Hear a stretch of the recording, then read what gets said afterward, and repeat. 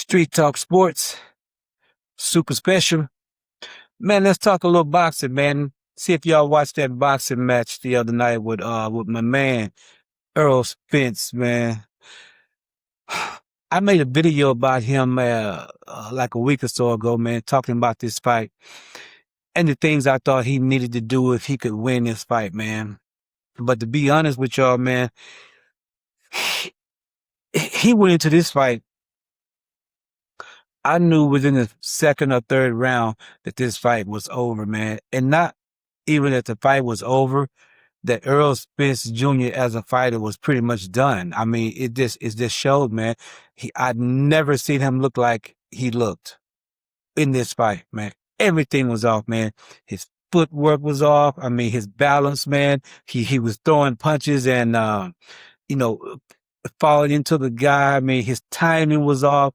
Just everything, man. He right in front of the guy. His head was, his movement wasn't too. He was getting hit. I mean, so many times he would just get hit, like he wasn't even moving his head. So I said, man, I couldn't wait till this fight was over. I knew that he was going to do what he did. I knew he was because it just didn't look right. And all due respect, man, I like Earl. He's one of my favorite guys.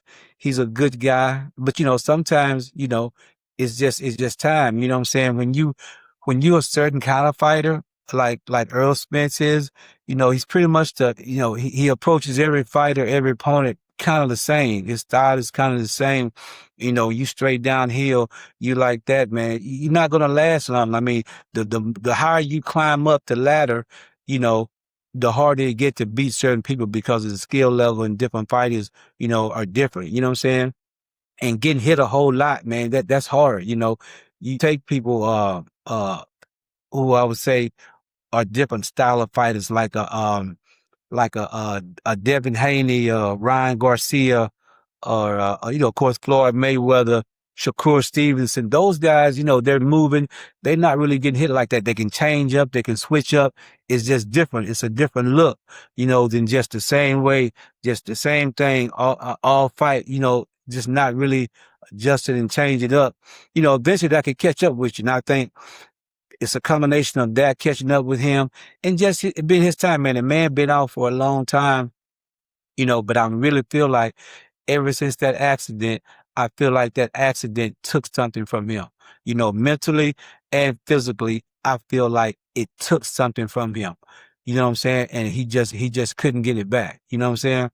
And staying off that long, he even said, man, the 12 rounds, that was the longest 12 rounds he ever fought. You know what I'm saying? And it showed. It actually showed, man. I was just so surprised that it looked so bad, like that. It just didn't look like that. It looked so bad. I went up and pulled up other fights from him, and that was totally different. It looked totally different. His strength didn't look right. It was just bad. So I'm glad he's retired, man.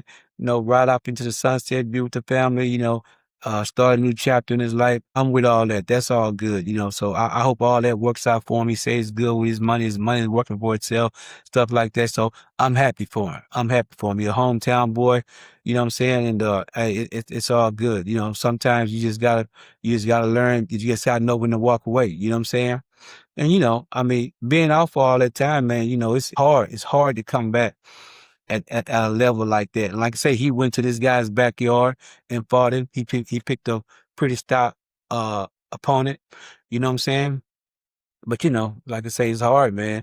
I mean, man, it's you could take a you could take a I know you're not supposed to fight dogs, but use this for example. You had a dog that was a great champion fighting dog, and he was outside. He stayed outside in all the elements. He was just rough, never really came in the house. That's what he did on the change outside, whatever, fighting dog, right? You took that same dog and you put him in the house for about 3 months, let him sleep on the couch, on the bed, baby feed him, table food. He's just living a great life and just chilling. and then you put him back out in the yard, time to fight. It's gonna be a different dog. He's not gonna be the same dog. He's not gonna have that same fight in him. You know what I'm saying? Because he don't live that. He don't saw that. And I think Earl, with the time off with his kids and doing all this thing, man, I just think he just feel like it was over, amongst some other things that's going on with him mentally from the Crawford fight. Because man, to that Crawford fight, okay, the wreck for one, but that Crawford fight, man, I think that took a lot out of him, you know, mentally. I think that fight broke him down in a certain way. You know what I'm saying? And it's hard to come back from that, man. Hard to come back from that, man. And I seen this guy hit him a couple times, and you can almost see that, a lot of times he was reaching like he didn't even, it just looked weird, man. He didn't even know what to do, like, how to really come at him. He showed some flashes sometimes. I seen a couple times where he actually looked like maybe like a shell of himself, not really himself, but like a shell of himself. You know what I'm saying? That's all I saw. I saw a shell of him a few times in that fight, and that was it. And that was it. But anyway, man, hey, he did his thing, man. He's gonna ride off into the sunset, and he's done with it. But hey, we glad that he was a great champion. You know what I'm saying? He's a hometown guy, so hey, man, look forward to seeing him out and about and around and doing new things or whatever. But anyway, I just want to touch on that, man. Y'all get in the comments and let's chop it up about it. See what y'all thought about that fight. All right, Street Talk Sports, and we out.